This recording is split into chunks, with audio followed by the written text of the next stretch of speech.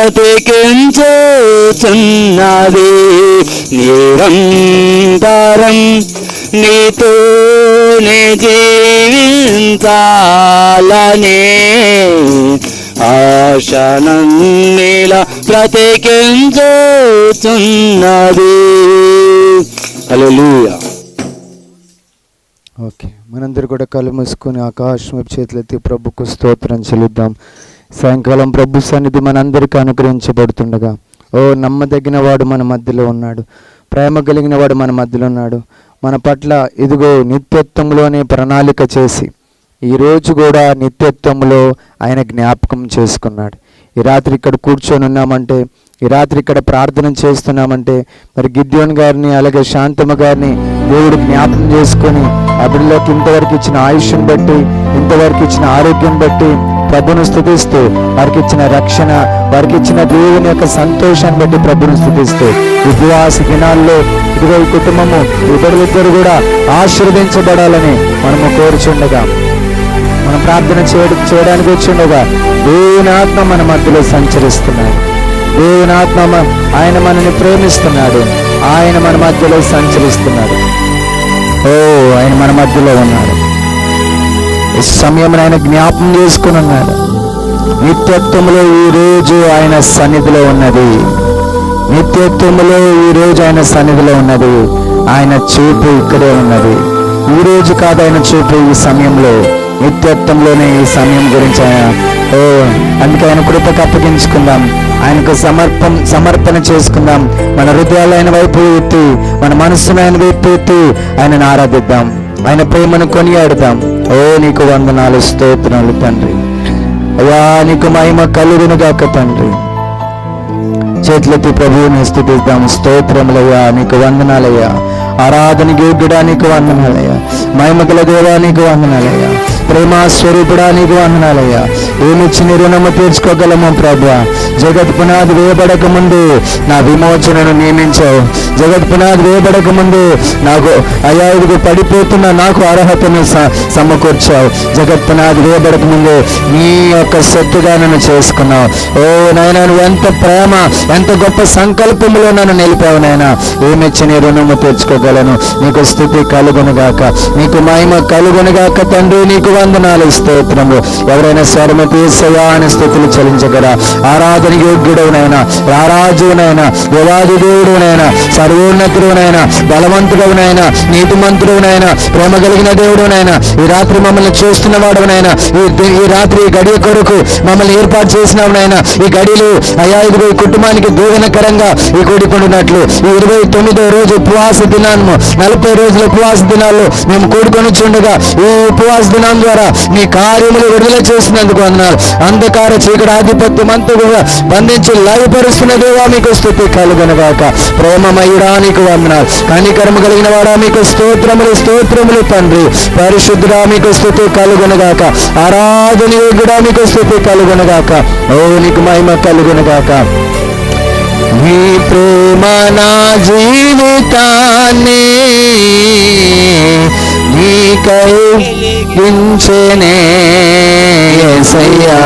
నీ కృప సెలయేలా నాలో ప్రవహించెనే. నీ ప్రేమ నా జీవితాన్ని నీకై వెలిగించెనే యేసయ్యా. నీ కృప సెలయేలా నాలో ప్రవహించెనే. నన్ను క్షమించెనే, నన్ను కరుణించే, నన్ను స్థిరపరచెనే, నన్ను గణపరచెనే. నన్ను క్షమించెనే, నన్ను కరుణించెనే, నన్ను స్థిరపరచెనే, నన్ను గణపరచెనే. యేసయ్యా యేసయ్యా నా యేసయ్యా, యేసయ్యా యేసయ్యా ఓ యేసయ్యా, యేసయ్యా యేసయ్యా నా యేసయ్యా, యేసయ్యా యేసయ్యా ఓ యేసయ్యా. నీ ప్రేమ నా జీవితాన్ని ప్రవహించనే యేసయ్యా నీ కృప సెలయేలా నాలో ప్రవహించనే నిన్ను విడచినను నీవు నన్ను విడువలేదయ్యా దారి తప్పి తొలగినను నీ దారిలో నన్ను చేసినావయ్యా నేను నిన్ను విడచినను నీవు నన్ను విడువలేదయ్యా దారి తప్పి తొలగినను నీ దారిలో నన్ను చేర్చినావయ్యా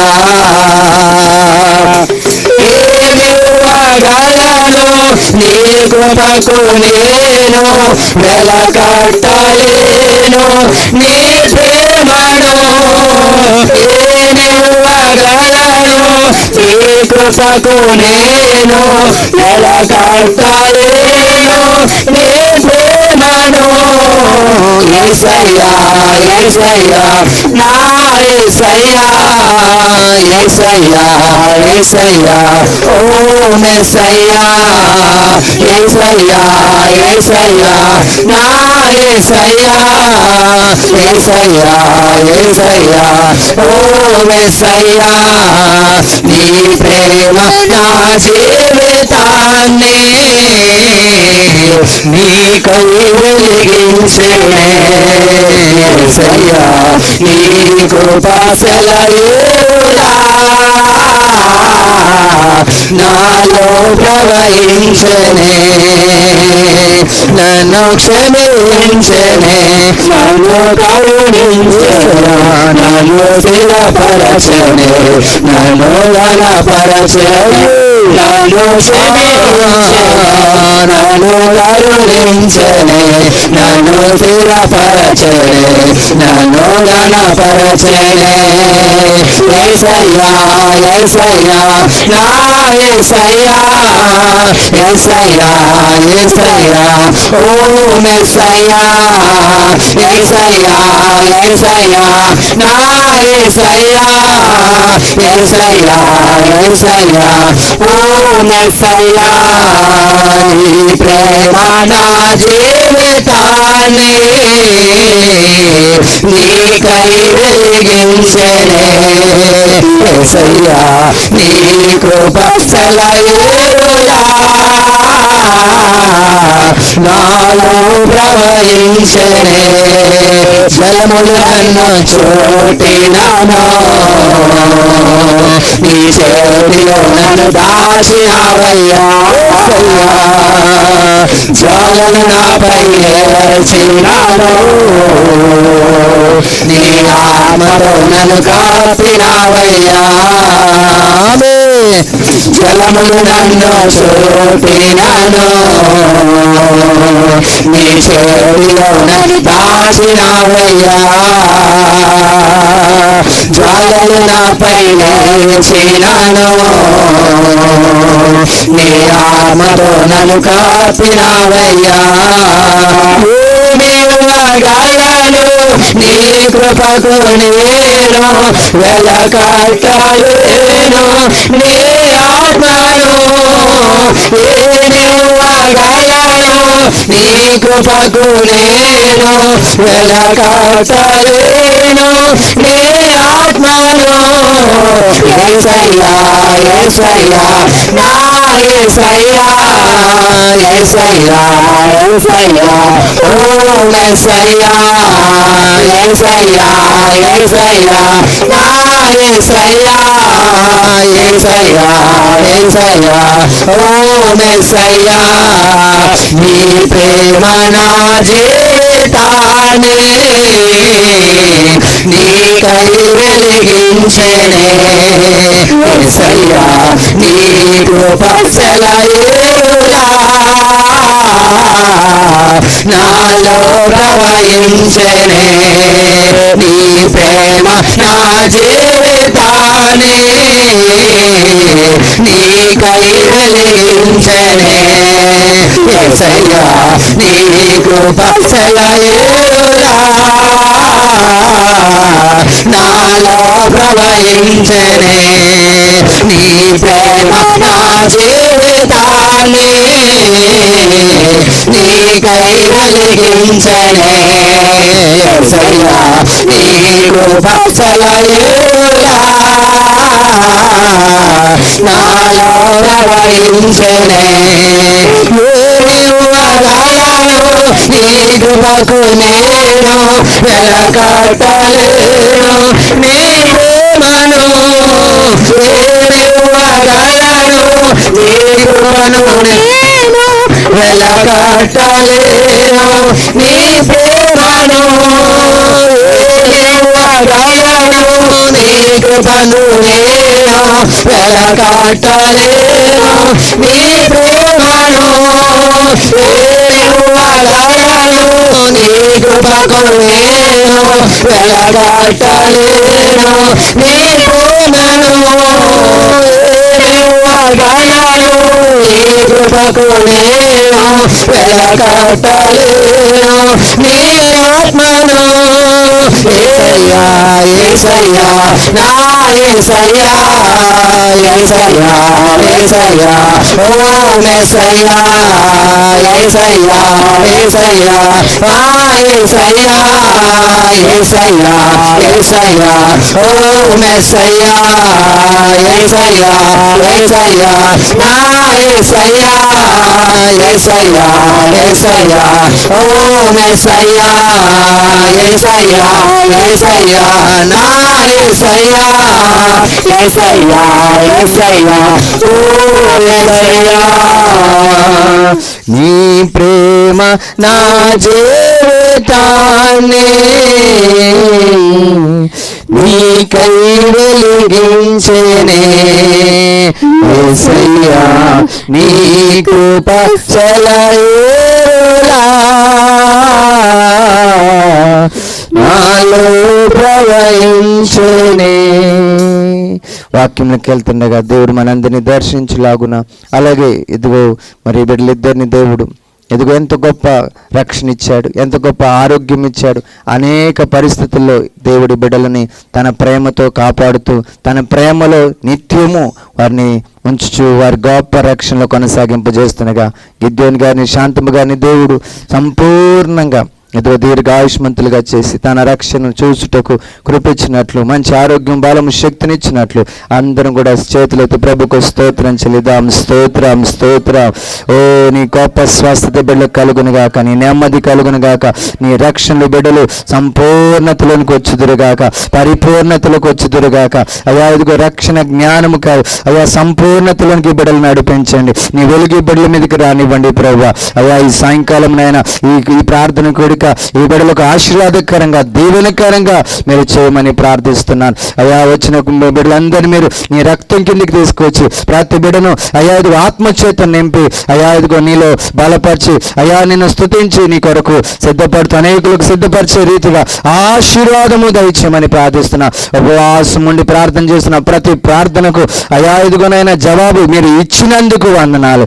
అయ్యా ఇదిగో ఈ 29వ రోజులో ఉపవాసం నీ బిడ్డలందరినీ కూడా నీ సన్నిధిలో బలపరుస్తున్నందుకు వందనాలు. నీ రూపంలోనికి తీసుకొస్తున్నందుకు వందనాలు. నీ పరిశుద్ధతను అనుగ్రహిస్తున్నందుకు వందనాలు. నీ విశ్వాసంలో బలపరుస్తున్నందుకు వందనాలు. నూతనమైన నిరీక్షణతో నింపి నీ రాకడకు సిద్ధపరుస్తున్నందుకు వందనాలు. ఈ సాయంకాలం మమ్మల్ని అందరినీ జ్ఞాపకం చేసుకొని నీ వాక్యమును మా మధ్యలో విడుదల చేయమని అయ్యా ఇదిగో నా ప్రభా అనేకులకు దీవెనకరంగా ఈ రాత్రి కోడిక ఉండినట్లు అంధకార చీకటి శక్తుల ఆధిపత్యం అంతా యేసు రక్తంలో యేసు నామములో బంధించబడి పాతాళమునకు తక్కివబడునుగాక.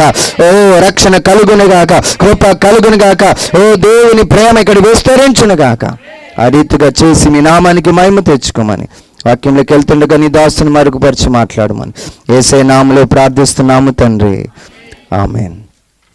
సాక్ష్యం ఏమి చెప్తారా? ఓకే, హల్లెలూయా. దేవునికి మహిమ కలుగునుగాక. ఈ రాత్రి 29వ రోజు మనము 40 రోజుల ఉపవాస దినాలు. మరి ప్రతి సంవత్సరం కూడా ఈ దినములలో మనం ఉపవాసం ఉంటున్నాం. అదే క్రమంలో మరి గుడ్ ఫ్రైడే ఈ నెల 18వ తారీఖు మరి గుడ్ ఫ్రైడే ప్రభు అయిన యేసుక్రీస్తు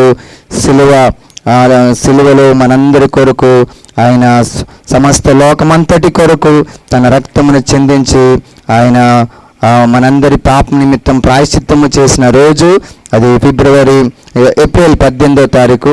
సో ఆ సందర్భంలో మనందరం కూడా ఉపవాసం ఉండి ప్రార్థన చేస్తూ ఉన్నాం. ఈరోజు 28వ రోజు మనము ప్రార్థనలో ఉంటుండగా, ఈరోజు 30వ రోజు ప్రార్థనలో ఉంటుండగా దేవుడు మనందరినీ జ్ఞాపకం చేసుకున్నాడు. గట్టిగా చప్పులు కొట్టి దేవునికి మహిమ చెల్లిద్దాం. హల్లెలూయా. ప్రభుని స్తుతిద్దాం. హల్లెలూయా, హల్లెలూయా, హల్లెలూయా. మహిమరాజు, ఇంకొక 40 నిమిషాలు మనం ఇక్కడ ఉంటాము. బండి అడ్డం పెట్టేసి ఒక 40 నిమిషాలు ఉంటాం. బండి అడ్డం పెట్టేసి. హల్లెలూయా. కొంచెం వెనక్కి వెళ్ళిపో, ఇక్కడ పెట్టేసుకో. ఓకే, నిన్నటి దినాన మనము దేవుని యొక్క నిత్య ప్రణాళికను చూస్తున్నాం. కాలము ఆరంభించ నుండి కాలము అంతం ఒకటి ఉండబోతుంది. ఈరోజు మనం డేట్లు గమనిస్తున్నాం, 2025 అని. మానవ యొక్క జీవితానికి లేకపోతే సృష్టికి ఒక అంతం ఉంది. అయితే అది ఆరంభించబడింది. కాలము ఎండవబోతుంది, లోకాంతం వస్తుందని అన్ని రకాలుగా అందరం కూడా గ్రహిస్తూ ఉన్నాం. అయితే గమనించండి, లోకము పుట్టక మునిపే, సృష్టి పుట్టక ముందే తండ్రి, కుమార, పరిశుద్ధాత్మగా దేవుడు ఉన్నాడు. లోకము పుట్టక ముందే, భూమి పుట్టక ముందే, సృష్టి పుట్టక ముందే సృష్టికర్త అయిన దేవుడు ఉన్నాడు. ఆయన తండ్రిగాను, కుమారునిగాను, పరిశుద్ధాత్మగా ఉన్నాడు. అందుకే ఆది యందు దేవుడు లోకమును భూమి ఆకాశములను సృజించెను. ఆది యందు వాక్యముండెను, వాక్యము దేవుని దండును, ఆ వాక్యమే శరీరధారిగా ఈ లోకంలోనికి మనుష్యుడిగా పుట్టెను అని చూస్తున్నాం. అనగా ప్రభు అయిన యేసుక్రీస్తు వారు, అలాగే తండ్రి అయిన దేవుడు, అలాగే పరిశుద్ధాత్మ దేవుడు, త్రియేక దేవుడు, ఏకమైన దేవుడు, మారని దేవుడు, నిత్యుడగు దేవుడు, పరిశుద్ధగు దేవుడు, సర్వశక్తిమంతుడగు దేవుడు, సర్వమెరిగిన వాడు, అన్ని స్థలములు ఒకే సమయంలో ఉండు సర్వము ఉన్నవాడు, ఇదిగో పరిశుద్ధుడు, నీతిమంతుడు, ప్రేమ కలిగిన వాడు, మహోన్నతుడు. ఆయన ఇదిగో ఏమీ లేనప్పుడు ఆయన ఉన్నట్లుగా మనం చూస్తున్నాం. అంత మాత్రమే కాదు, కానీ ఆయన సంకల్పం కూడా ఈ భూమి పుట్టక మునిపే ఆయన ఒకటి సంకల్పించాడు. ఏంటి ఆ సంకల్పం అంటే, ఇదిగో సిలువలో రక్తము చిందించడం. ఎందుకంటే రక్తము చిందించకుండా పాపము కడగబడదు. అయితే రక్తము చిందించడం గురించి కూడా మనం చదివాము. త్వరగా వచనాలు త్వరగా చదువుకుంటూ మనం ముందుకెళ్ళిపోదాము. 1 పేతురు 2వ అధ్యాయము 20వ వచనం. 1 పేతురు 1వ అధ్యాయం 2 పేతురు త్వరగా తీయాలి. నాకు 20వ వచనం చదవండి. జగత్ పునాది వేయబడక ముందే ఆయన నియమించబడెను. దేని నియమించబడ్డాడు ఆయన? అప్పుడు 19వ చదవండి. అమూల్యమైన రక్తము చేత నిర్దోషమును నిష్కలంకమును. మైక్లు ఎందుకు చదవద్దు మీరు? ఎన్నిసార్లు? అమూల్యమైన రక్తము చేత అనగా నిర్దోషమును నిష్కలంకమునగు గొర్రె పిల్ల వంటి క్రీస్తు రక్తము చేత విమోచింపబడితే మానవ జాతంతా కూడా విమోచించబడాలని జగత్ పునాది వేయబడక మునిపే నియమించబడెను. అనగా సిలువ, గుడ్ ఫ్రైడే రోజు మనందరం కూడా ప్రభు సిలువకెక్కిన విషయాన్ని జ్ఞాపకం చేసుకుని ఆయనని మందిరంలో ఆరాధిస్తాం. అయితే ఆ శిలువ మరణం అనేది సృష్టి పుట్టక మునిపే దేవుడు నియమించాడని మనం గమనిస్తున్నాం. సృష్టి పుట్టక ముందే దేవుడు నియమించాడని మనం చూస్తున్నాం. అంటే అసలు ఆ శిలువ దేని కొరకు మనం ఆలోచిస్తే, మనందరినీ పాపం నుండి వచ్చే శిక్షను, మరణం నుండి, నరకం నుండి తప్పించడానికి, నరకం నుండి విమోచించడానికి, పాపం నుండి వచ్చిన శాపం నుండి విమోచించడానికి, పాపం నుండి వచ్చిన దోషం నుండి విమోచించడానికి, దోషమును తొలగించడానికి, శాపమును తొలగించడానికి ఆ శిలువ రక్తం అనేది ఇదిగో ఉన్నట్లుగా మనం చూస్తున్నాం. కానీ అది ఎప్పుడు నుండి పాపము లోకంలోనికి ప్రవేశించింది ప్రవేశించక ముందే, మానవుడు పాపమును చేయకముందే, మానవుడు శాపగ్రస్తుడు అవ్వకముందే, మానవుడు దోషిగా మారకముందే, మానవుడు ఇదిగో అనేకమైన సమస్యలకు ఇదిగో కారణమైన పాపమును జరిగించక ముందే, అనగా మానవుడు పుట్టక ముందే, అనగా మానవుడున్న లోకమే పుట్టక ముందే, అనగా జగత్తు పునాది వేయబడక ముందే దేవుడు సిలువను నియమించాడంట. దేవుడు సిలువను నియమించాడు. చాలాసార్లు ఏమనుకోరంటే, ఇంత గొప్ప దేవుడు సిలువ మీద చనిపోవడం ఏంటి, ఆయన మనందరినీ డైరెక్ట్గా కాపాడొచ్చు కదంటే, అసలు సిలువ ఇదిగో మనందరము పుట్టక మునిపే, సృష్టి ఆరంభము కంటే ముందే సిలువ నియమించబడింది. అంటే మనని విమోచించే ఒక పద్ధతిని దేవుడు నియమించాడు. అంటే దేవుడే యజ్ఞము చేయాలి, దేవుడే ఇదిగో బలియాగము చేయాలి. అప్పుడే బలియాగమును బట్టి పాపము నుంచి మరణ శాసనము కొట్టివేయబడుతుంది. అది మరణము ప్రవేశించక ముందే, మరణానికి కారణమైన పాపము ప్రవేశించక ముందే, పాపం చేసే మనుషుడు పుట్టక ముందే, మనుషుడు నివసించే సృష్టికి నిర్మించక ముందే దేవుడంట ప్రేమలో ఇదిగో ఆయన పరిష్కారం ఏర్పాటు చేశాడంట, అదే సిలువ. ఇదంతా ప్రేమను బట్టే చేశాడు. ఈరోజు అందరూ మానవుడు, బైబిల్ సెలవిస్తుంది, ఒక్క మనుషుని ద్వారా లోకంలోనికి పాపము ప్రవేశించను, పాపం ద్వారా లోకంలోనికి మరణము ప్రవేశించను. చదువుతాం, ఇట్లుండగా ఒక మనుషుని ద్వారా పాపం ద్వారా మరణమును లోకములకు ఎలాగూ ప్రవేశించను, అలాగునే మనుషులందరూ పాపం చేసినందున మరణము అందరికీ సంప్రాప్తి ఆయను. అందుకే పుట్టిన ప్రతి మనిషి ఏమవుతున్నాడు, చచ్చిపోతున్నాడు. ఎందుకు మరణిస్తున్నాడంటే అది పాపమును బట్టి మరణం వచ్చింది. అందుకే మనుషులందరూ పాపం చేసినందున అందరికీ మరణము సంప్రాప్తి ఆయను. ఒక్కడును లేడు, నీతిమంతుడు ఒక్కడు లేరు, అందరూ పాపం చేసి దేవుడు అనుగ్రహించే మహిమను కోల్పోతున్నారు, పొందలేకపోతున్నారు అని బైబిల్ సెలవిస్తుంది. అయితే మరి ఎట్లా మనందరం మరణించడము, అందుకోసమేనా దేవుడు మనల్ని పుట్టించాడు? అందుకోసమేనా దేవుడు మనందరం చచ్చిపోవాలి, బాధలు పడాలి, కష్టాలు పడాలి, ఇబ్బందులు పడాలని అందుకోసమే ఈ లోకాన్ని దేవుడు సృష్టించాడంటే కాదు. ఇదిగో అవును, మనుషుడు తప్పు చేయొద్దని మనుషునికి చెప్పాడు, మనుషునికి స్వేచ్ఛ ఇచ్చాడు, మనుషునికి అంతా ఇచ్చేశాడు. అంతా ఇచ్చిన మనుషుడు తన సొంత ఇష్టముతో దేవునికి దూరం అయిపోయి ఆయన తన సొంత మార్గంలో పాపంలో పడిపోయినట్టుగా మనం చూస్తున్నాం. అయితే దేవుడు దాన్ని ఎందుకు ఆపలేదంటే దానికి అనగా ఆ పాపంలో వచ్చే సమస్యలకు, రోగాలకు, కష్టాలకు, ఇబ్బందులకు అన్నిటికీ ఆయన మనుషుడు పుట్టక ముందే పరిష్కారము ఏర్పాటు చేశాను. హల్లెలూయా.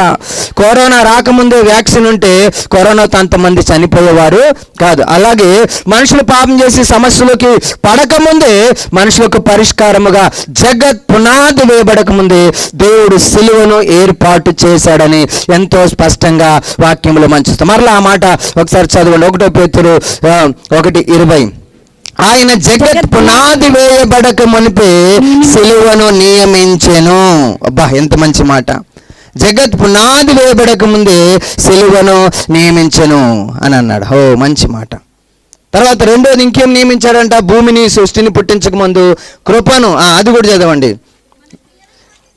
అదే మరలా తప్పు, మన క్రియలను బట్టి కాక తన స్వకీయ సంకల్పమును బట్టి, తన సొంత సంకల్పాన్ని బట్టి అనాది కాలములోనే క్రీస్తు యేసునందు మనకు అనుగ్రహింపబడినది, క్రీస్తు యేసు అని మన రక్షకుని ప్రత్యక్షత వలన బయలుపరచబడినది, తన కృపను బట్టి బయలుపరచబడిన తన కృప. మనందరం కూడా మరణానికి పాత్రులము. పాపను బట్టి ఇక్కడ చూస్తుంటే ఇదిగో అమాయక యుగంలో మనుషుడు పాపం చేసి ఇదిగో పాతాళానికి వెళ్ళిపోతున్నాడు. చివరికి అతడు ఇదిగో లోకాంతములో ఇదిగో అగ్నిగుండంలోనికి వేయబడతాడు.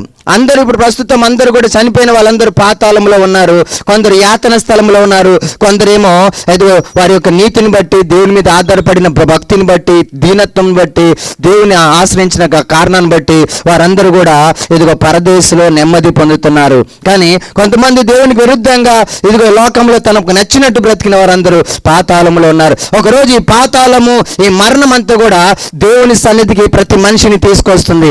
ఆయన సింహాసనం ఎదుట ప్రతి మనిషికి తీర్పు తీర్చబడిన తర్వాత వారి క్రియలను బట్టి, వారి మాటలను బట్టి, వారి క్రియలను బట్టి వారందరూ కూడా తీర్పు తీర్చబడతారు. అయితే ఈ తీర్పు తీర్చబడ్డమని దేవుడు నియమించలేదు, కానీ కృపనే ముందు నియమించాడు. అందుకే గట్టిగా చప్పలు కొట్టండి. తప్పు చేస్తే దేవుడు నీతిమంతుడు కనుక తీర్పు తీర్చాలి, కానీ తీర్పుకు ముందు దేవుడు దయనే ఏర్పాటు చేశాడు. ఏంటంట, ఇదిగో మనుషుడు తప్పు చేస్తాడు, తప్పు చేస్తే అతనికి తీర్పు తీర్చబడుతుంది. అయినా కూడా అయ్యా నన్ను క్షమించు, నాకు నీ దయ కావాలన్నప్పుడు ఆ దయని ఇవ్వడానికి సరే ఇప్పుడు ఏర్పాటు చేయలేదు, కానీ జగత్ పునాది వేయబడక ముందే ఆ దయను క్రీస్తును బట్టి ఆ కృపను ముందుగానే జగత్ అనాది కాలంలోనే అది మనుషులకు ఏర్పాటు చేశాడంట. ఈరోజు ప్రతి మనిషి దేవుని యొక్క క్షమాపణకు పాత్రుడు కాదు. దేవుడే తన దయను బట్టి, తన కనికరమును బట్టి, తన కృపను బట్టి మనుషునికి క్షమాపణ ఇస్తున్నాడు. అయ్యా నన్ను కనికరించయ్యా అని, అయ్యా నీ కృప నాకు దయచేయని, యేసయ్యా నీ రక్తంతో నన్ను కడగని ఎవరైతే ప్రార్థన చేసుకుంటారో ఆ రక్తము పాపమును కడిగేసి యుగాల నుండి వస్తున్న ఆ శాపం నుండి విడుదలిచ్చి కృపలోనికి తీసుకెళ్ళి ఎదుగో ఆ నరకంలోనికి పంపించక పరలోకానికి, కొత్త ఆకాశము కొత్త భూమి అనే నూతన లోకంలోనికి ప్రతి మనిషిని తీసుకెళ్ళబోతుంది. గట్టిగా చప్పులు కొట్టి దేవుని మైపరచండి. సో కృప కూడా ముందే ఏర్పాటు చేయబడింది.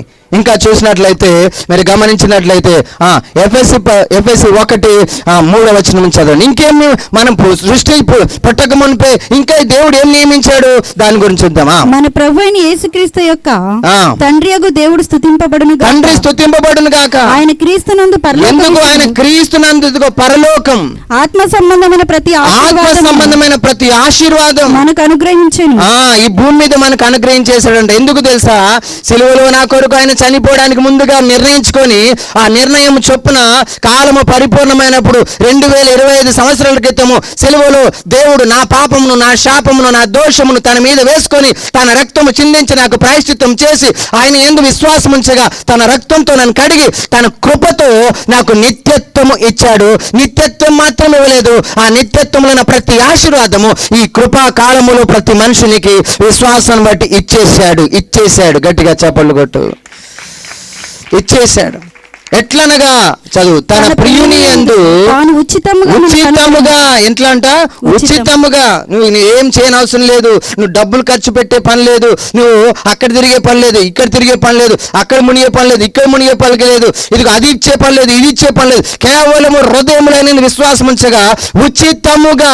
ఏంటి విశ్వాసము?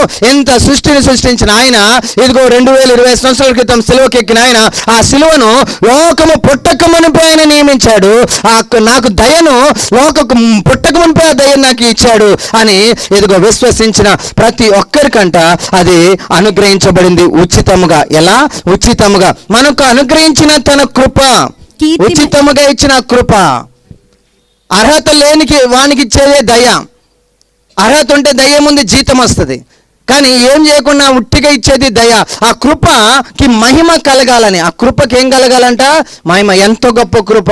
ఆ కృపకు కీర్తి కలగాలని ఏం చేశాడంట? తన చిత్త ప్రకారమైన దయా సంకల్పం అంటే ఆయన ఆలోచన చొప్పున యేసుక్రీస్తు ద్వారా తనకు కుమారులుగా స్వీకరించుటకై మనలను ముందుగా తన కోసము నిర్ణయించుకొని మనము తన ఎదుట పరిశుద్ధులుగాను నిర్దోషముగాను ఉండవలనని. ఇప్పుడు చూడండి, జగత్ పునాది వేయబడక మునిపే ప్రేమ చేత క్రీస్తులో మనల్ని ఏర్పరచుకొనేను. ఈరోజు ఈ రాత్రి ఇక్కడ కూర్చున్నామంటే ఈ రాత్రి గురించి ఎప్పుడు నియమించబడిందంట? ఇదిగో 6 రోజుల సృష్టి నుంచి ఇప్పటివరకు బైబిల్ లెక్కల ప్రకారము 6000 సంవత్సరాలు అయిపోయింది.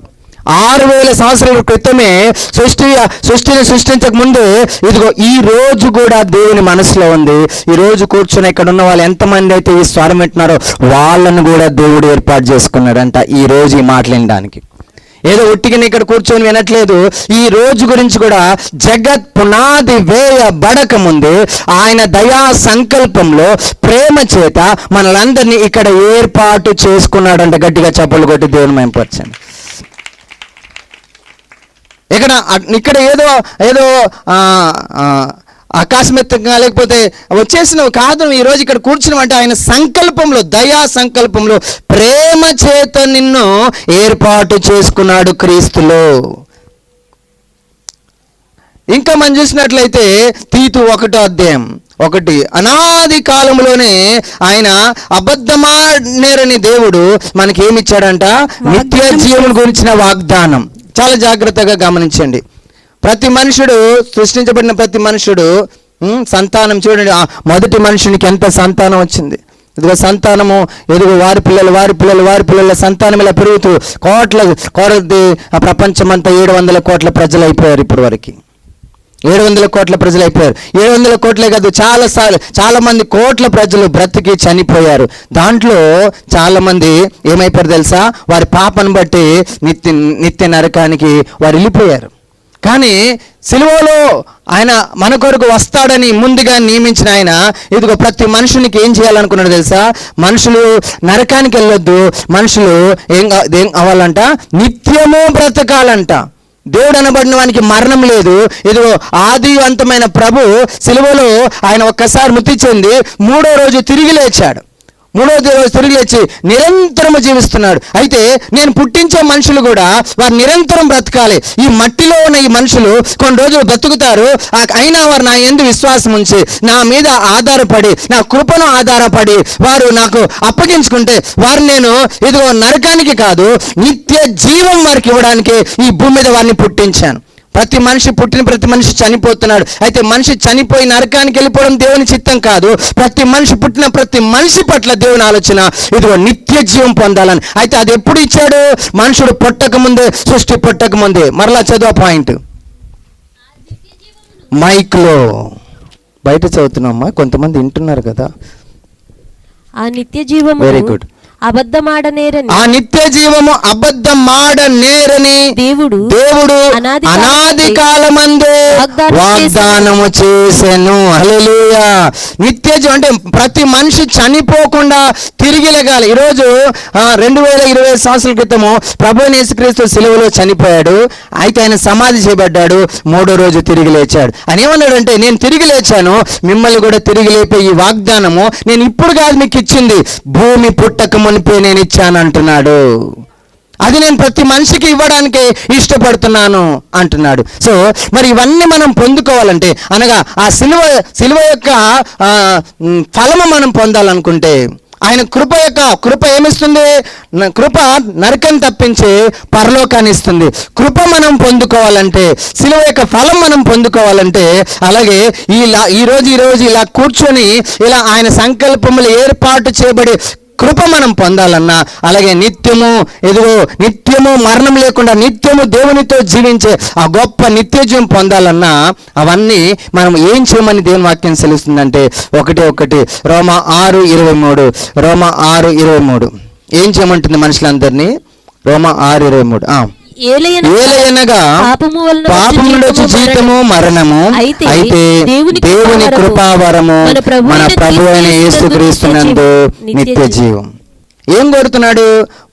ప్రభు అయిన యేసుక్రీస్తునందు మనకేముంటుందంట? నిత్య జీవం. అంటే ఈ సిలువలో ఏం చేస్తున్నాడు దేవుడు అంటే, నా లోక పాపములో మోసుకొని దేవుని గొర్రె పిల్లవలే ఆయన అదిగో సిలువకెక్కాడు. చేతులకు మేకులు, తల మీద కిరీటము, శరీరమంతా కూడా రక్త సిద్ధము, ఆఖరి రక్త బొట్టు కార్చేంత వరకు సిలువలో 7 మాటలు పలుకుతున్నాడు. తండ్రి, వీరేమి చేయించున్నారు వీరు ఎరగరు కనుక వీరిని క్షమించండి అని. ఎంత గొప్ప మాట అది! ఏమి చేస్తున్నామో మనము ఎరగమంట. ఎందుకు ఎరగమో అందరికీ తెలుసు మనం ఏం చేస్తున్నాం. అయినా తండ్రి యొక్క ప్రేమ చూడు, ఆ కనికరం చూడు. ఇదిగో వీరిని వదిలే, వీరిని క్షమిస్తున్నాను నేను, వీరిని మీరు క్షమించండి. ఇదిగో నా రక్తం వీరికి బదులు నా ప్రాణం పెడుతున్నాను. వీరికి మరణం లేకుండా నువ్వు చెయ్యి, వీరికి బదులు నేను ప్రాణం పెడుతున్నాను. వీరి పాపను కడిగి నేను రక్తం చిందిస్తున్నాను. దాదాపు 3 గంటల నుంచి, ఉదయం 9 గంటల నుంచి ఇదిగో సాయంత్రం 3 గంటల వరకు కూడా, దాదాపు ఎన్ని గంటలది? 9 గంటల, 9 నుంచి 3 ఎంత? 10, 11, 12, 6 గంటలు ఆ సిలువ యాతన అనుభవిస్తూ తన ప్రాణాన్ని మనందరి కొరకు ధారపోసాడు. తన ప్రాణాన్ని మనందరి కోసము ధారపోసాడు. పోసి ఆయన తిరిగి లేచి గట్టిగా చప్పలు కొట్టి దేవుని మహిమపరచండి. ఏం చేశాడు? తిరిగి లేచి ఆయన అంటాడు, నేను మిమ్మల్ని కూడా లేపుతాను. నా ఇందు అక్కడ అంటే పునరుద్ధానం. చూడండి, యోహాను సువార్త 11:25. యోహాను సువార్త 11:25. అందుకు యేసు పునరుద్ధానమును జీవమును నేనే. పునరుద్ధానం అంటే మరణమును తిరిగి లెగ్గడం అన్నమాట. పునరుద్ధానమును నేనే, జీవమును నేనే. విశ్వాసముంచువాడు నా యందు విశ్వాసం ఉంచువాడు చనిపోయినను బ్రతుకును, బ్రతికి నా యందు విశ్వాసం ఉంచువాడు ఎన్నటికీ చనిపోడు. ఏంటంట, చాలా మంది ఆయన యందు విశ్వాసం ఉంచుతున్నారు. విశ్వాసం ఉంచిన వారు ఏమవుతారంటే చనిపోరంట. ఉదాహరణకి దాని అర్థం ఏంటంటే, రేపు మరలా ప్రభు ఆకాశంలో నుంచి కిందికి దిగి వస్తాడు, ఈ భూమి మీదకి దిగి వస్తాడు. దిగి వచ్చినప్పుడు ఆయన ఎందుకు విశ్వాసం ఉంచిన వారంట ఇలా రెప్పపాటున దేహాలు మారిపోయి పరలోకానికి వెళ్ళిపోతారంట. చాలా జాగ్రత్తగా ఈ మాట వినండి. రేపే ఎల్లుండే యేసుప్రభు వస్తే, ఇప్పుడు ఇక్కడ ఎవరు మన గిద్యోన్ గారు కానీ అలాగే శాంతమ్మ గారు కానీ ఏమైపోతారు తెలుసా, రెప్పపాటున వెళ్ళిపోతారు. చాలా మంది ఇరుగు పొరుగు వారు వస్తారు, వచ్చి తలుపు కొడతారు, ఏంది ముసలి ఇంకా బయటికి రాలేదు, పొద్దున అయిపోయిందని, 10 అవుతుంది, 12 అవుతుంది, 11 అవుతుంది, ఏంటి ఇంట్లో లేరేమో అనుకుంటారు. 2 రోజులు అయితే 3 రోజులు అవుతుంది, కానీ మొత్తం మనుషులు ఇంట్లో ఉండరు. ఎక్కడ పోయారు?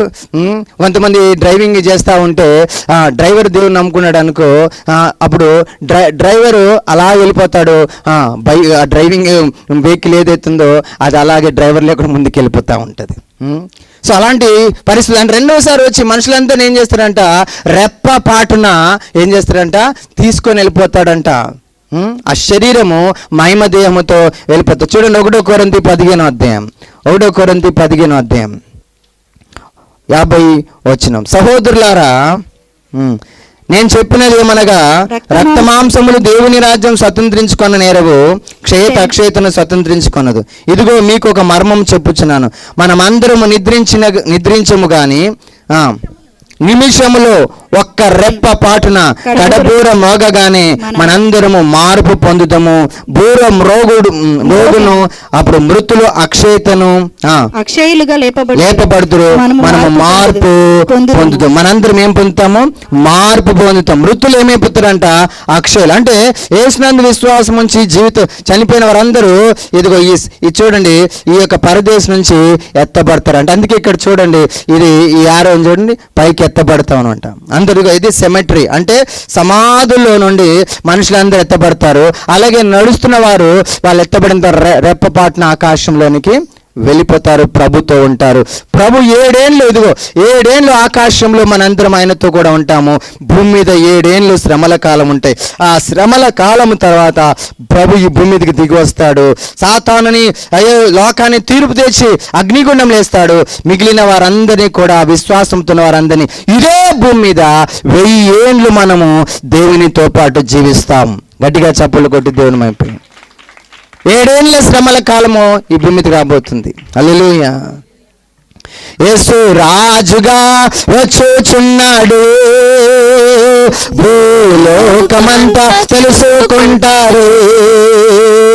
యేసు రాజుగా వచ్చుచున్నాడు, భూలోకమంతా తెలుసుకుంటారు.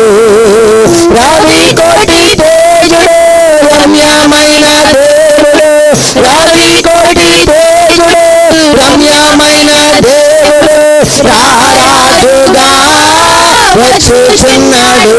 యేసు రారాజుగా వచ్చుచున్నాడు, యేసు రాజుగా వచ్చుచున్నాడు. భూలోకమంతా తెలుసుకుంటారు. యేసు రాజుగా వచ్చుచున్నాడు, భూలోకమంతా తెలుసుకుంటారు. హల్లెలూయా. ఆయన రెండవసారి రాజుగా రాబోతున్నాడు.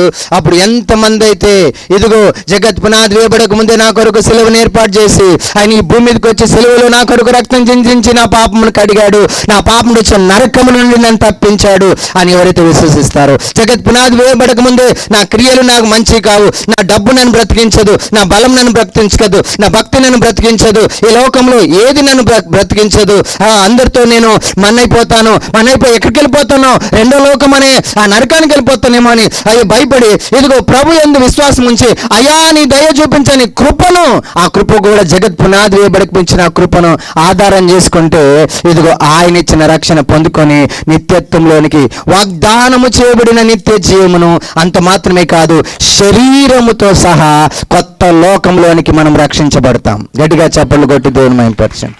దీనికి 2 కోరుతున్నాడని నేను నిన్న రాత్రి చెప్పాను. మొదటిది ఏంటంటే విశ్వాసము. మొదటిది ఏంటిది? విశ్వాసం.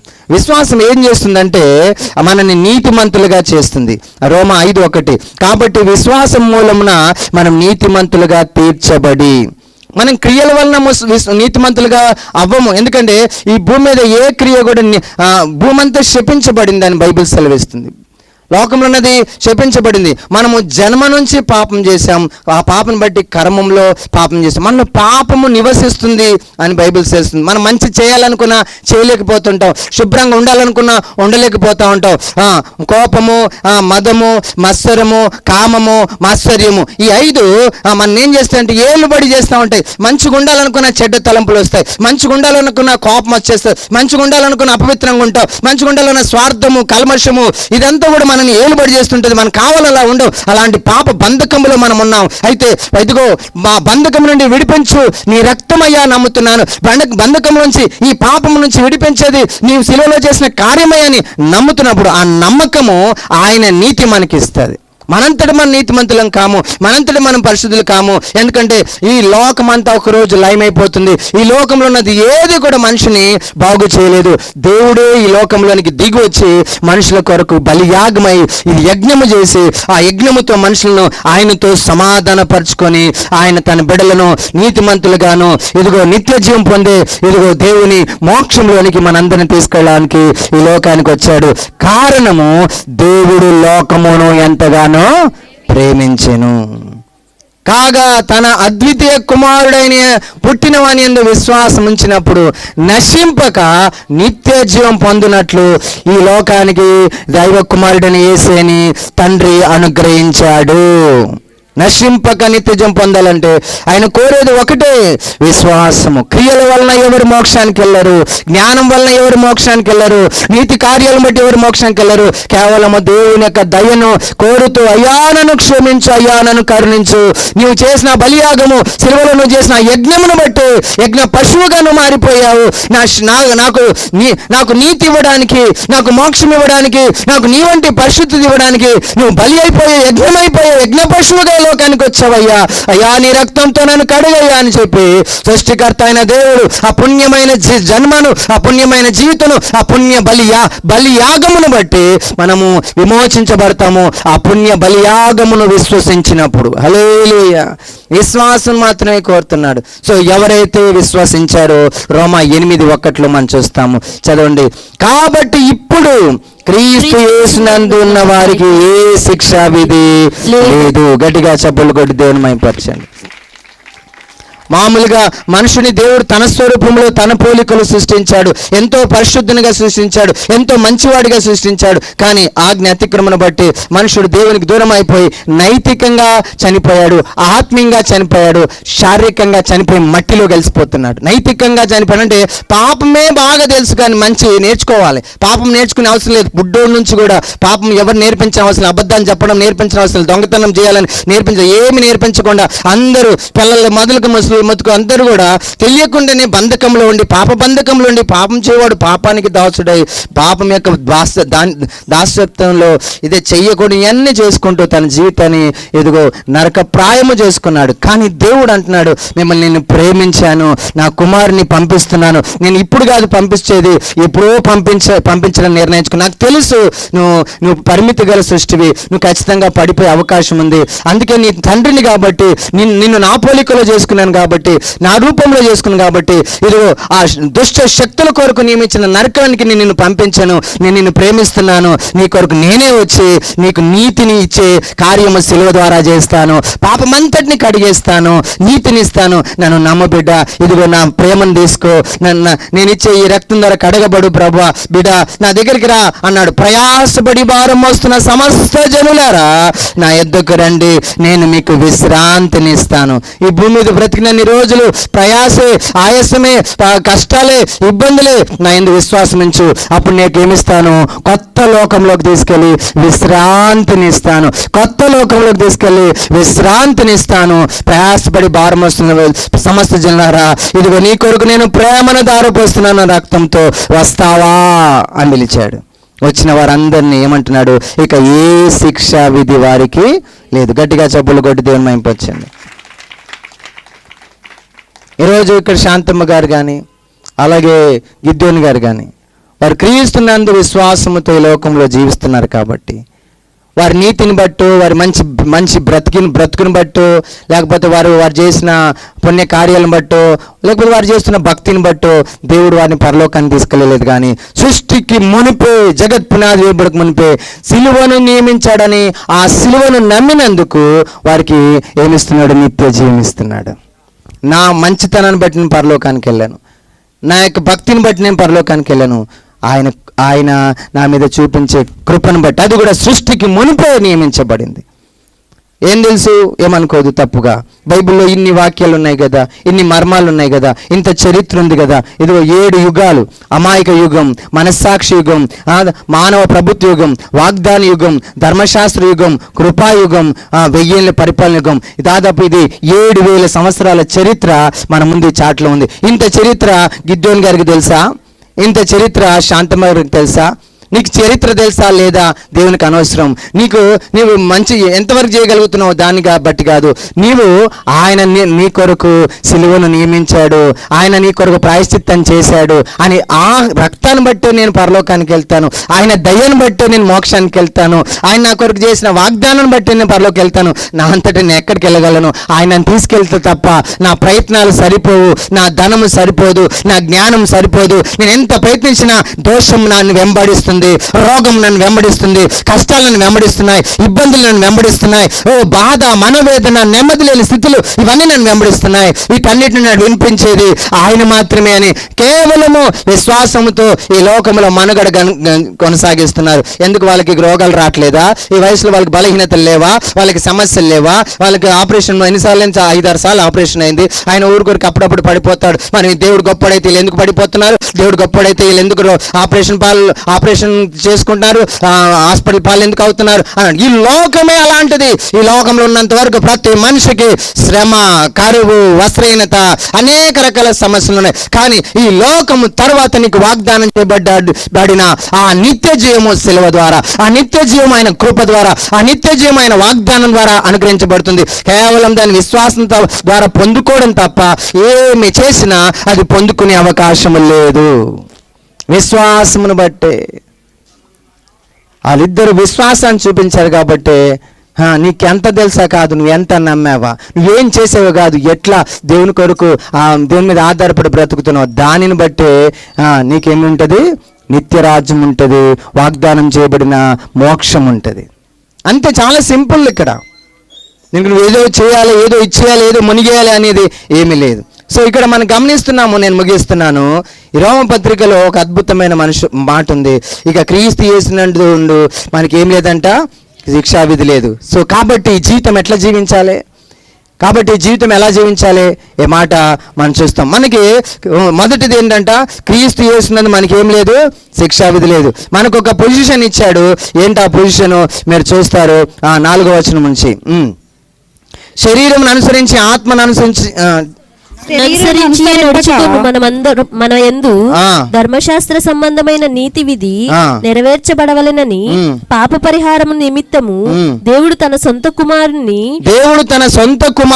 పాప శరీరాకారముతో పంపి, దేవుడు తన కుమారుడైన దేవుణ్ణి పాప శరీరం అంటే మనలాంటి శరీరంతో పంపి ఆయన శరీరమందు పాపమునకు శిక్ష విధించెను. శరీరానుసారులు శరీర విషయముల మీద మనసుంతురు, ఆత్మానుసారులు ఆత్మ విషయముల మీద మనసుంతురు. శరీరానుసారమైన మనసు మరణము, ఆత్మానుసారమైన మనసు జీవమును సమాధానమునై ఉన్నది. ఇంకా ఏలయనగా శరీరానుసారమైన మనసు దేవునికి విరోధమై ఉన్నది, అది దేవుని ధర్మశాస్త్రం లోబడదు, ఏమాత్రము లోబడదు. అయితే శరీర స్వభావము గలవారు దేవుని సంతోషపెట్ట నేరడు. అయితే దేవుని ఆత్మ మీలో నివసించిన ఎడల మీరు ఆత్మ స్వభావము గలవారే. గట్టిగా చప్పలు కొట్టి దేవుని మహిమపరచండి. ఈ విశ్వాసము చూపించినప్పుడు, ఆయన ప్రేమ చూపించినాడని నమ్మినప్పుడు మనలోనికి దేవుడు ఏం పంపిస్తున్నాడంట? నిత్యముండు దేవుని ఆత్మను మనలోకి పంపిస్తున్నాడంట. మొదటిది, క్రీస్తు యేసునందు ఏ శిక్షా విధి లేకుండా శిక్షను కొట్టేశాడు. రెండోది, ఆయన ఆత్మను మనకిచ్చాడు. రెండోది ఏది? ఆయన ఆత్మను మనకిచ్చాడు. చూడండి ఆత్మ ఏమంటుంది అక్కడ చూడండి. దేవుని ఆత్మ మీలో నివసించిన యెడల మీరు ఆత్మ స్వభావం గలవారే గానీ శరీర స్వభావం గలవారు కాదు. ఎవడైనా క్రీస్తు ఆత్మ లేనివాడైతే వాడు ఆయన వాడు కాడు. ఈరోజు దేవుని ఆత్మ నీలో ఉంది కనుకనే నువ్వు ఆయనను వెంబడించగలుగుతున్నావు.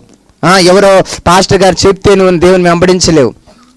ఎవరు చాలా మంది వీళ్ళు మార్చేస్తున్నారు అంటారు. ఎంత తప్పది, చాలా రాంగ్, అది చాలా పెద్ద తప్పది. కాకరకాయ నీకు ఇష్టం లేదు, నేను గట్టిగా నీకు 1000 రూపాయలు ఇస్తే కాకరకాయ తినేస్తావా? నీ మనసుని మార్చగలను నేను? నీకు ఇష్టం లేదు ఏమైనా చేయగలనా? నో. నువ్వు విశ్వసించినప్పుడు దేవుని ఆత్మ నీలోనికి వచ్చి ఆత్మ నిన్ను తనవాడిగా చేసింది, ఆయన ప్రకారంగా నడుచుకునే జీవితం నీకు ఇచ్చింది. గట్టిగా చప్పలు కొట్టు దేవుని వైపరిచి. సో అందరికీ ఏమనుగ్రహించబడుతుందంటే ఈ సత్యమును అనగా, ఏ సత్యం అంటే పాపమునికి ప్రాయశ్చిత్తము జగత్ పునాది వేయబడక ముందే సిలువను ఏర్పాటు చేశాడు. అది కృప ద్వారానే ప్రతి మనిషికి ఇస్తానన్నాడు, క్రియల ద్వారా కాదు. ఆయన వాగ్దానం చేశాడు ఆ నిత్యమోక్ష రాజ్యమును. అది విశ్వాసము ద్వారా, సిలువలో చేసిన కార్యాన్ని విశ్వాసం ద్వారా, ఆయన ప్రేమను చూపే విశ్వాసం ద్వారా అది పొందుకుంటాము అని చెప్పాడు. అది విశ్వసించినప్పుడు పొందుకుంటుంది. ఎలా తెలుసా? ఆత్మనిచ్చి ఇస్తున్నాడు. గట్టిగా చప్పలు కొట్టి దేవుని మహిమపరచండి.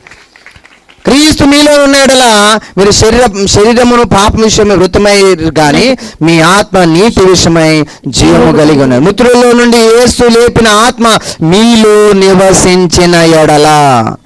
గట్టిగా చప్పలు కొట్టి దేవుని మహిమపరచండి. ఇప్పుడు మనలో ఆత్మదేవుడు ఉన్నాడు కనుక వినండి జాగ్రత్తగా. ఇక బ్రతికిన దినములన్నీ ఎవరి చేత జీవించాలి? ఆత్మదేవుని చేత జీవించాలి. అందుకే 13వ వచనం, మీరు శరీరానుసారంగా ప్రవర్తించిన ఎడల మరలా నరకానికి చావలసిన వారు అవుతారు, కానీ ఆత్మ చేత శరీర క్రియలను చంపిన ఎడల జీవించదు. అంటే ఈ జీవితం మిగిలింది ఎలా జీవించాలి? దేవుని ఆత్మను మీకు కృపతో అనుగ్రహించాడు, ఆ ఆత్మతో జీవించాలి. అనగా మీ శరీరము అబద్ధం ఆడమంటది, కోపం చూపించమంటది, తప్పుడు జీవితం జీవించమని శరీరం చెప్తా ఉంటది. అప్పుడు ఆవిడ మీలో ఉన్న ఆత్మకు, అయ్యా నా పరిస్థితి ఇదే అంటే ఆయన మీకు కోపానికి బదులు క్షమాపణ, గర్వానికి బదులు దీనత్వము ఆయన మీకు ఇస్తాడు. ఆయన ఆత్మ చేత దీనత్వము, ఆయన ఆత్మ చేత ప్రేమ, ఆయన ఆత్మ చేత మంచితనము, ఆయన ఆత్మ చేత సాత్వికము, ఆయన ఆత్మ చేత దీన మనస్సు, అలాగే విశ్వాసము, నిరీక్షణ, ఆయన ఆత్మ చేత మనము జీవించగలం. ఆత్మ చేత నడిచిన వాడు దేవుని కుమారులందరూ అని చెబుతాం. మరలా చూడండి, దేవుని ఆత్మ చేత ఎందరు నడిపించబడుదురో అందరూ దేవుని కుమారులయ్యుందురు. దేవుని కుమారులయ్యుందురు. చూడండి, ఇప్పుడు ఈ వాగ్దానం పొంది, ఈ నిత్యత్వమునకు వాగ్దానం పొంది మనం దేంతో నడవాలనుంది? ఆత్మ చేత. చెప్పండి, దేంతో? ఆత్మ చేత. ఇంకా కిందికి వెళ్దాం. ఆ ఆత్మ ఇంకేమిస్తున్నాడు? ఏలైనగా మరలా భయపడ్డానికి, మరలా భయపడడం ఏంటి? నేను చచ్చిపోతానమ్మా, నేను చచ్చిపోతాను. ఎవరికైనా భయం ఉందా? యేసునందు విశ్వాసం ఉంచినట్లయితే మీరు మోసపోయినట్లే. నువ్వు చనిపోవని బైబిల్ చదివిస్తుంది. నీ మట్టి దేహమో మట్టిలో కలుస్తుంది. ప్రభు లేచినట్టు మరలా లేస్తావు. నీకు నిత్య జీవం ఉంది, మరణము నుండి విడుదల వచ్చింది. సో మరలా భయపడడానికి నువ్వు ఏం పొందలేదు? మరలా చదవమ్మా. మరలా భయపడుటకు మీరు దాస్యపు ఆత్మను పొందలేదు గాని దత్తపుత్రాత్మను పొంది. గట్టిగా చప్పలు కొట్టు. నువ్వేమైపోయావు? దత్తపుత్రుడివి. నిత్యత్వంలో తండ్రికి ఒకే ఒక కుమారుడు ఉన్నాడు, ఆయన పేరు ప్రభు అయిన యేసుక్రీస్తు. తండ్రి అయిన దేవుడు, కుమారుడైన దేవుడు, ఆత్మ అయిన దేవుడు. కుమారుడు అంటే ఆయన కన్నాడు కాదు, ఆయన దేవుడు. దేవుడు అనేది ఆరంభం ఉండదు, అంతం ఉండదు, పుట్టింపబడడు. ఆయన నిత్యము కుమారుడుగా ఉన్నాడు. అయితే ఒకే ఒక కుమారుడు, ఆయనే అద్వితీయ కుమారుడు.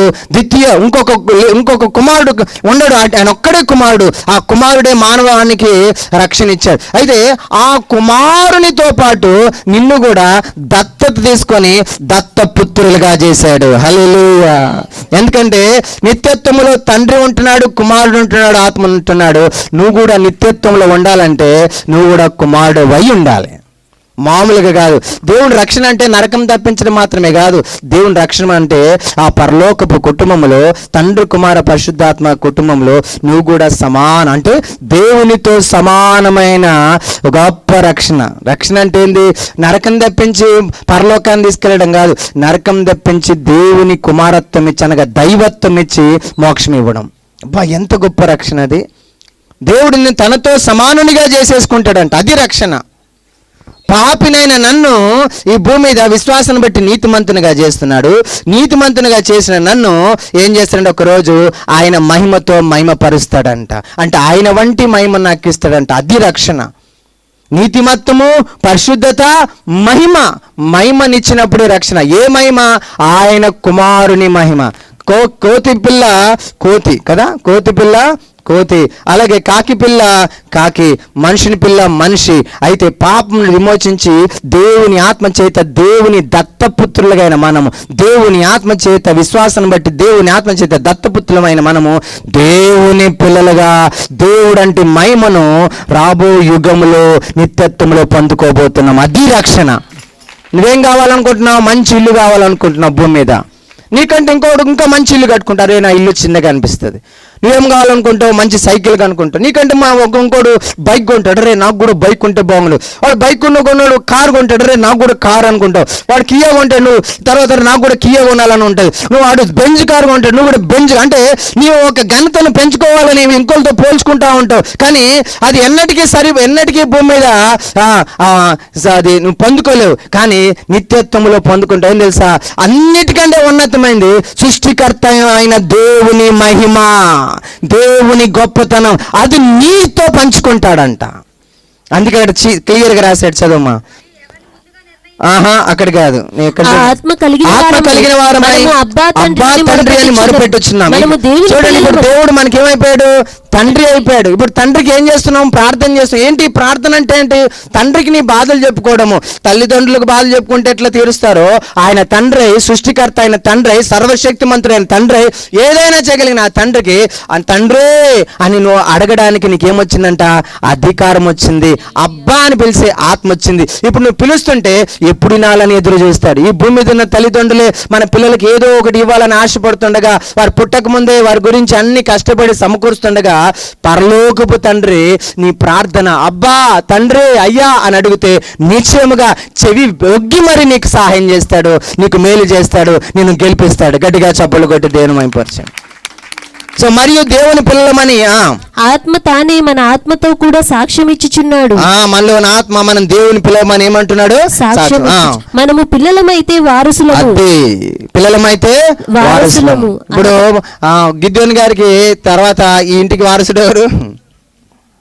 కానీ పరలోకము యొక్క వారసుడు గిద్యోని గారు. గట్టిగా చప్పట్లు కొట్టు దేవుని వైపొచ్చండి. పరలోకంలో ఏ వారసత్వం తెలుసా? దేవుడు ఎక్కడ కూర్చున్నాడు? సింహాసనం మీద కూర్చున్నాడు. పరలోకంలో ఏదో ఒక సృష్టి, దేవుడు సృష్టించిన దేవదూతల లోకం.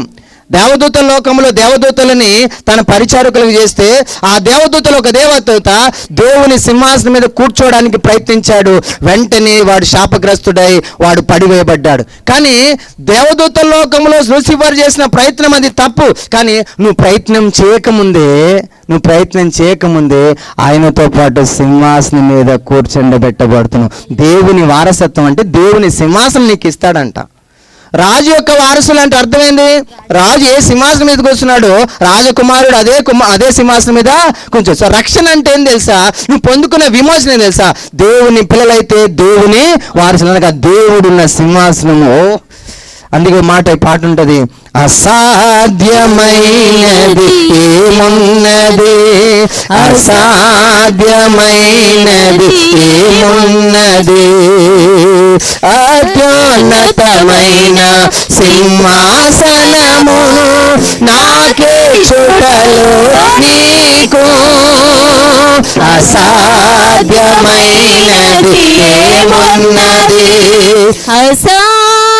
అత్యున్నతమైన సింహాసనాన్ని నీకు నాకు ఇవ్వడానికి దేవునికి అసాధ్యమైన ఏమో. ప్రాణమే దారబోసినప్పుడు ఇంకా సమస్తము ఎందుకు ఇవ్వడు?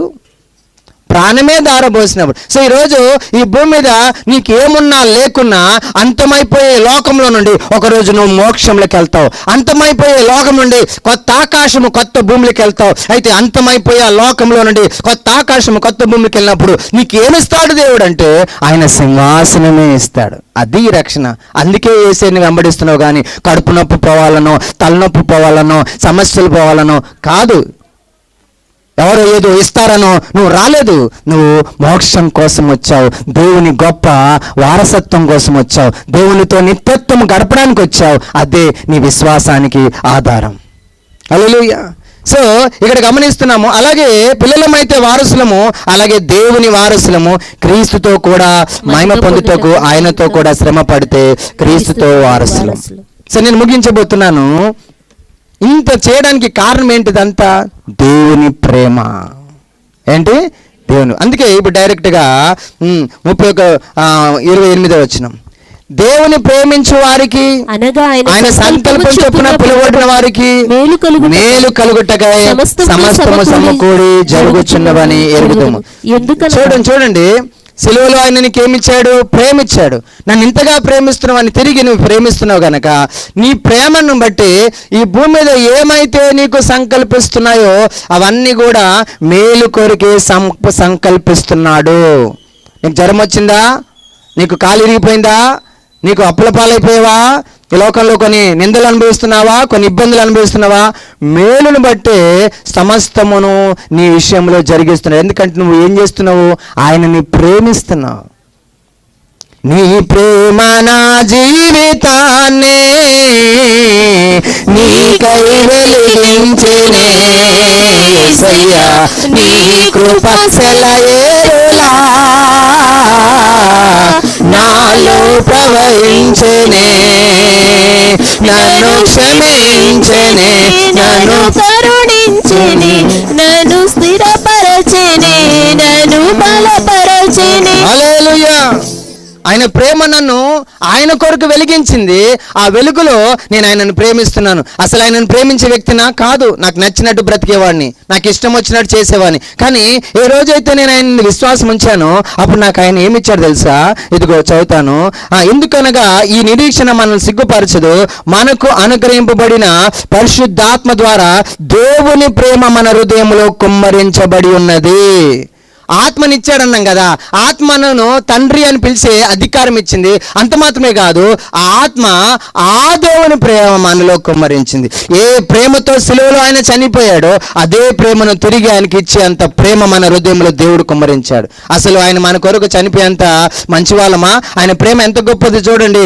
ఎందుకనగా చూడండి, ఏలైనగా మనం ఇంకా బలహీనులుగా ఉండగానే, మనము ఇంకా భక్తిహీనులుగా ఉండగానే మన కొరకు ఆయన చనిపోయాడు. నీతిమంతుని కొరకు సైతం ఒకడు చనిపోవుట చాలా అరుదు. మరి మంచివాని కొరకు ఎవడైనా ఒకవేళ చనిపోతే తెగిస్తే తప్ప చనిపోడు. అయితే దేవుడు మన ఎడల తన ప్రేమను వెల్లడిపరచుచున్నాడు గనుక, ఎట్లనగా మనం ఇంకను పాపులుగా ఉండగానే, మనం ఇంకను ఆయన కొరకు ఆయనకు వ్యతిరేకంగా ఉండగానే, ఆయనకు శత్రువులుగా ఉండగానే మన కొరకు ఆయన చనిపోయాడు.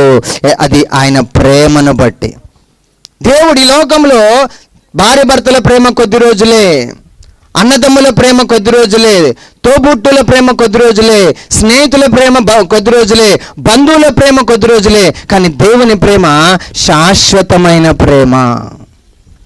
నువ్వు ఇంకా ఆయనకి శత్రువుగా ఉన్నప్పుడే, నువ్వు ఇంకా ఆయనకి దూరంగా ఉన్నప్పుడే, ఇంకా నువ్వు ఆయనని తోలనాడినప్పుడే, ఆయనకు వ్యతిరేకంగా జీవిస్తున్నప్పుడే, నువ్వు పుట్టక మునిపే నీ కొరకు సిలువలో తన ప్రేమ రక్తాన్ని ధారపోసాడు. గట్టిగా చప్పులు కొట్టి దేవుని భయపరచు. సో అది నమ్మినప్పుడు ఆయన ఆత్మనిచ్చాడు. అది నమ్మినప్పుడు ఆయన ఆత్మనిచ్చాడు. ఆత్మ ఏం చేసిందంటే నీకు ఆయన మీద ప్రేమను కుమ్మరించింది. ఆ ప్రేమను మరలా ఆయనకు చూపిస్తున్నప్పుడు ఆయనను ప్రేమించే వారికి సమస్తము సమకూడి జరుగుతుంది. ఆయన నమ్మినప్పుడు ఆయన నీకు ఆత్మనిచ్చాడు. ఆత్మ నీకు ప్రేమను కుమ్మరిస్తుంది. ఆ ప్రేమను బట్టి నువ్వు ఏం చేస్తున్నావు అంటే ఆయనను ప్రేమిస్తున్నావు. మనం ఆయనను ప్రేమించలేము. ఆయన మనలో ప్రేమ పోసాడు కనుకనే ఆ ప్రేమ తిరిగి ఆయనకి ఇవ్వగలుగుతున్నాం. ఆ ప్రేమను బట్టి ఏం జరుగుతుంది తెలుసా? ఇదిగో ఏం జరుగుతుంది తెలుసా? మనము మన జీవితంలో సమస్తము మేలు కొరకే ఆయన జరిగిస్తూ వస్తున్నాడు. సమస్తము మేలు కొరకే ఆయన జరిగిస్తూ ఉన్నాడు. చేతులెత్తి ప్రభుకు స్తోత్రం చెల్లిద్దాం. సో ఏం జరిగిస్తున్నాడు?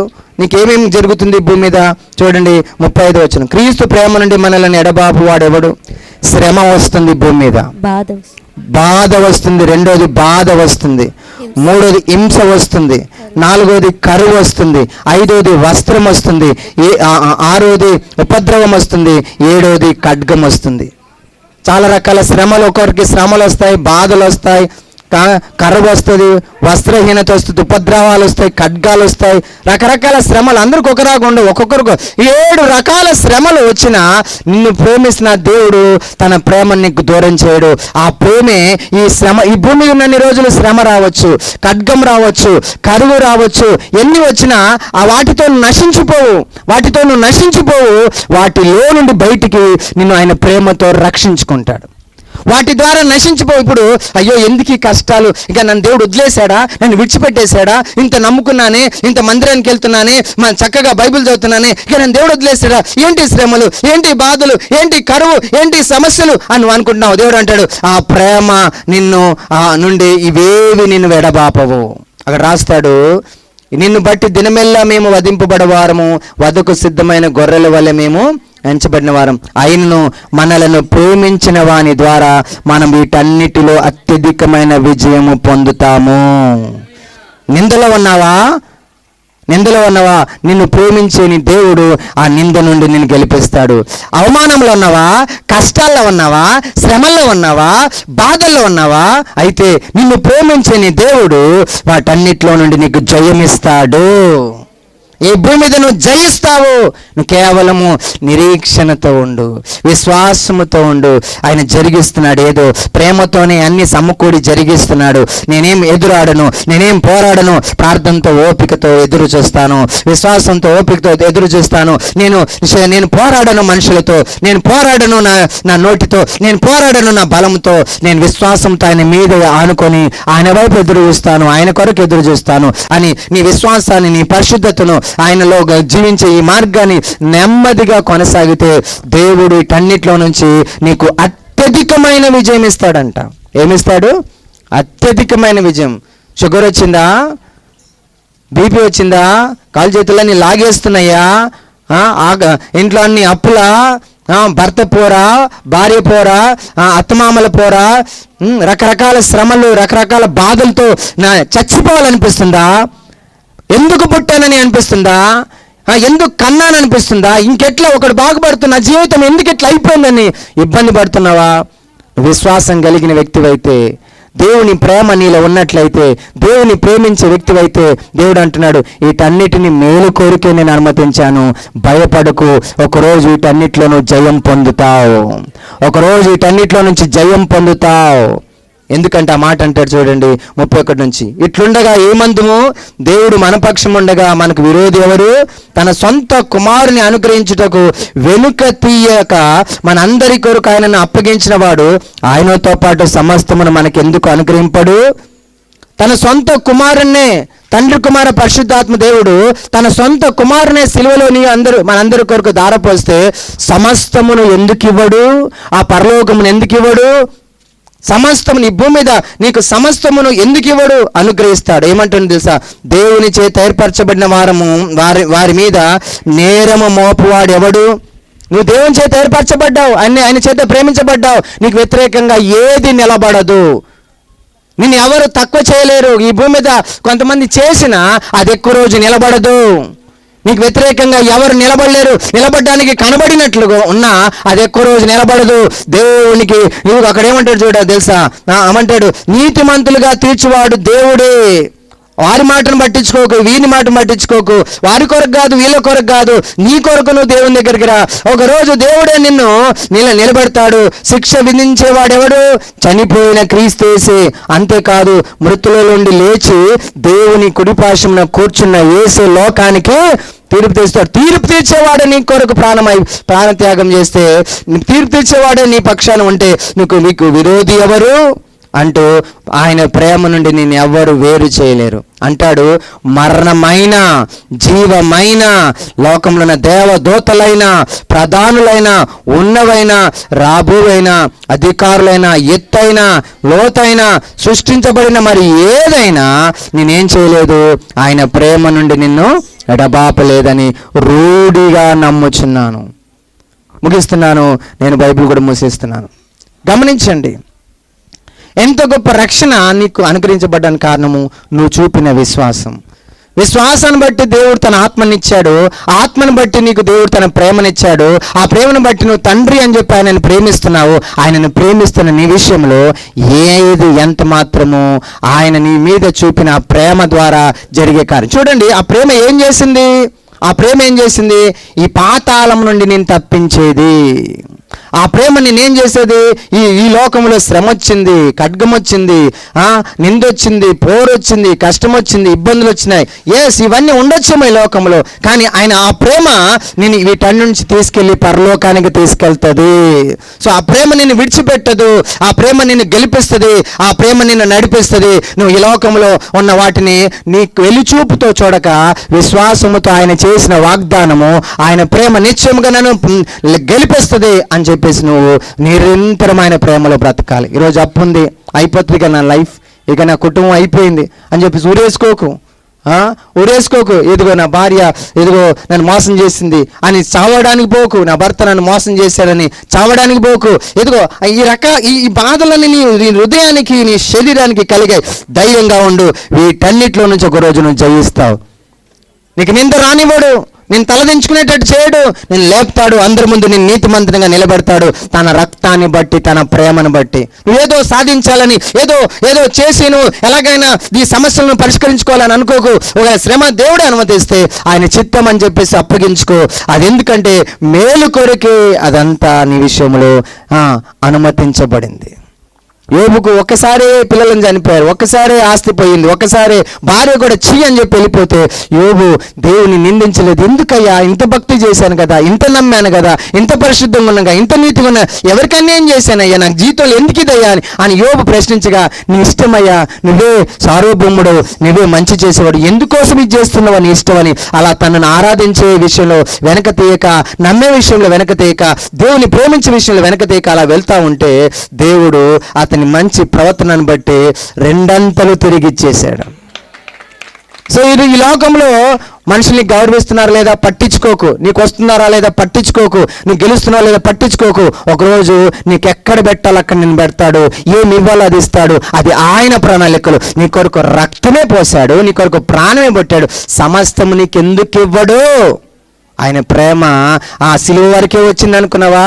నువ్వు నమ్మిన రోజు వరకే వచ్చింది అనుకున్నావా? లేదు, శాశ్వత కాలం వరకు నేను ప్రేమిస్తున్నాడు. సమస్తం ప్రేమలోనే నీ విషయంలో జరిగిస్తున్నాడు. కాబట్టి నిరీక్షణతో దేవునిలో కొనసాగడమే నీవు నేను చేయవలసిన పని. హల్లెలూయా. కళ్ళు మూసుకుందాం, ప్రార్థన చేసుకుందాం. నీ ప్రేమ నా జీవితాన్నే నీకై వెలిగించునే యేసయ్యా, నీ కృప సెలయేరులా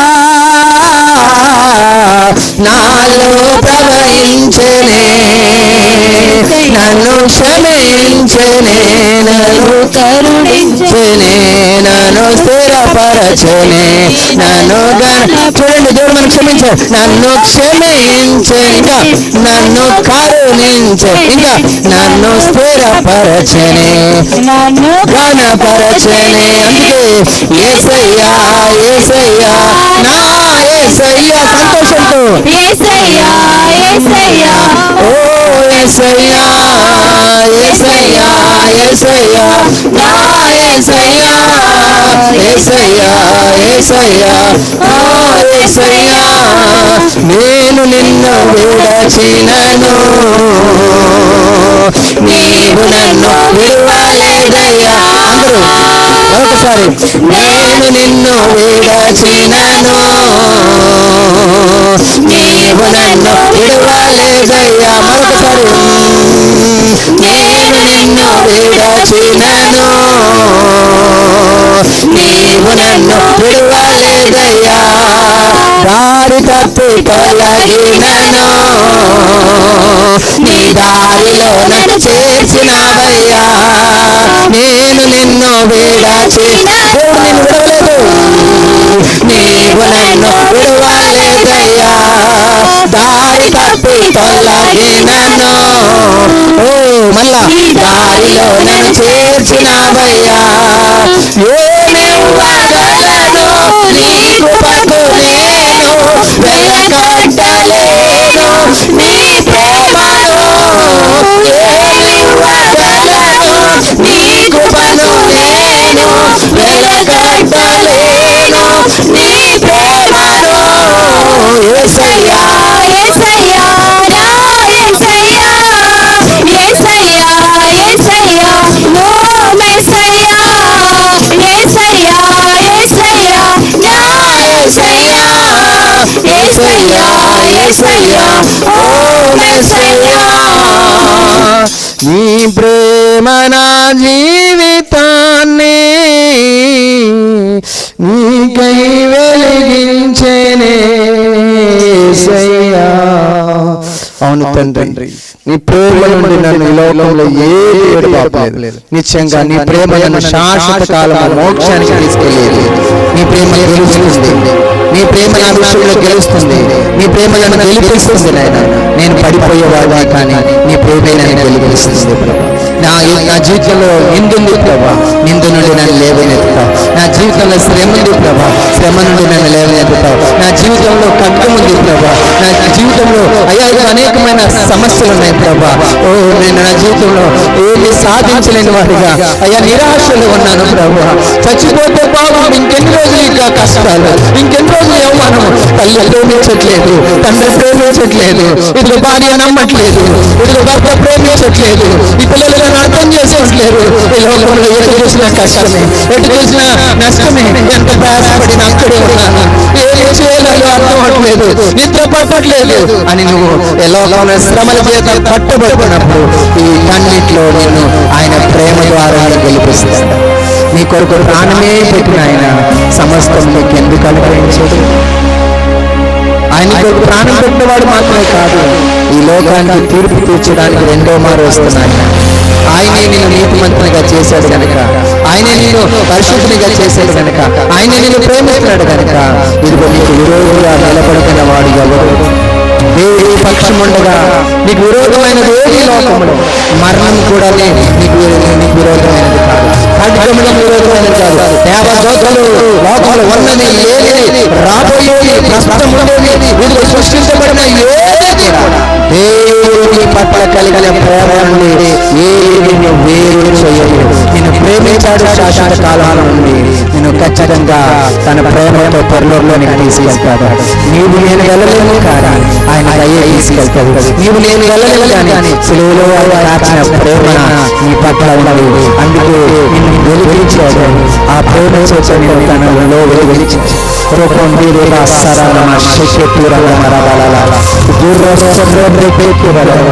మానవులందరినీ దేవుడు ప్రేమించాడు. లోకము దేవుడిలో ఎంతగానో ప్రేమించాడు. నిన్ను ప్రేమిస్తుంది ఎవరో ఆయన చేసి సృష్టించబడిన తల్లి గర్భంలో ప్రేమగా ఉన్నప్పుడే ఆయన నిన్ను చూశాడు.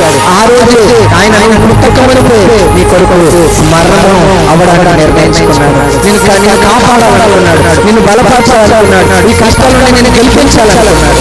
ఆయన ప్రేమించినట్లయితే, ఆయన విశ్వాసం ఇచ్చినట్లయితే ఈ రోజు వచ్చిన ఆత్మతో నేను నింపుతాడు. ఆ ఆత్మ నేను తన తండ్రి నిలిచేటటువంటి అధికారం వస్తుంది. ఆత్మ దేవుడు ప్రేమతో నింపుతుంది. ఆ ప్రేమలో నీవు జీవించినట్లయితే తన ఎందరైతే ప్రేమిస్తున్నారో వారందరి విషయంలో సమస్తము సమకూడి జరుగుతుంది. ఇప్పుడు ఏది ఎదుర్కొంటున్నావు? ఏ జీవితంలో ఈ రోజు ఏం ఎదుర్కొంటున్నావు? అది మేలు కొరకే జీవితంలోకి వచ్చింది తప్ప వేరే ఆ ప్రేమ ఆయన ప్రేమ నువ్వు ఆయన ప్రేమిస్తున్నాడు, నువ్వు ఆయన ప్రేమిస్తున్నావు. ఈ ప్రేమ నిశ్చయంగా ఏ దేవుడు నిర్ణయించాడో అది నీకు ఖచ్చితంగా ప్రేమ స్వరూపుడా, సర్వోన్నతుడా, సర్వశక్తిమంతుడా. మానవుడు అయ్యో ఎందుకు నేను పుట్టాను, ఎందుకు నేను బ్రతుకుతున్నాను, ఎన్ని రోజులు కష్టాలు, బోధిస్తున్నాడు అనుకుంటుండగా నీ ప్రేమ విశ్వాస ద్వారా పంపుకున్నప్పుడు ఆ ప్రేమ జీవితం జీవిస్తున్నప్పుడు నీ మీద ఆధారపడిపోతున్నప్పుడు నీ ప్రేమే మమ్మల్ని బలపరిస్తుంది, నీ ప్రేమే మాకు జయిస్తుంది, నీ ప్రేమే మమ్మల్ని శాశ్వత లోకంలో నువ్వు చేసిన ప్రతి వాగ్దానానికి వారసులుగా చేస్తుంది. ఏమి చేయలేదు సమయంలో ప్రతి బిడ్డను ఆ రీతిగా మీరు బలపరచి మీరు నీ ప్రేమించి నీ కొరకు జీవించే భాగాన్ని వచ్చింది. ఇదిగో గిద్యోను గారు, శాంతమ్మ గారిని మీరు బలపరచి నీ ప్రేమను బట్టి ఎంత ఆశించావు, నీ ప్రేమను బట్టి ఆరోపించావు, నీ ప్రేమను బట్టి వారి ప్రకటిస్తున్నాను. ఇదే ప్రేమ శాశ్వత కాలపు నిత్య జీవం వారికి అనుగ్రహించడానికి కారణాన్ని నమ్మి ఈ రాత్రి మా మధ్యలో మీరు నిత్య ప్రణాళికలు మాకు బయలుపరచడానికి స్తుతిస్తూ మహిమహేకారు నామములు ప్రార్థించి వేడుకుంటున్నాము. మన తండ్రి అయిన దేవుని ప్రభువుని యేసుక్రీస్తు వారి పరిశుద్ధాత్మ దేవుని సన్నిధిలో మనందరికీ ఉపవాస ప్రార్థనలో జయం ఇచ్చి నడిపించును గాక. యేసు రక్తం నుంచి, శిలువ రక్తం నుంచి, యేసు నామములో సంపూర్ణ అందరికీ వందనాలు. అలాగే గిద్యోను గారికి, శాంతమ్మ గారికి వందనాలు. దేవుడు వారిని దీవించును గాక.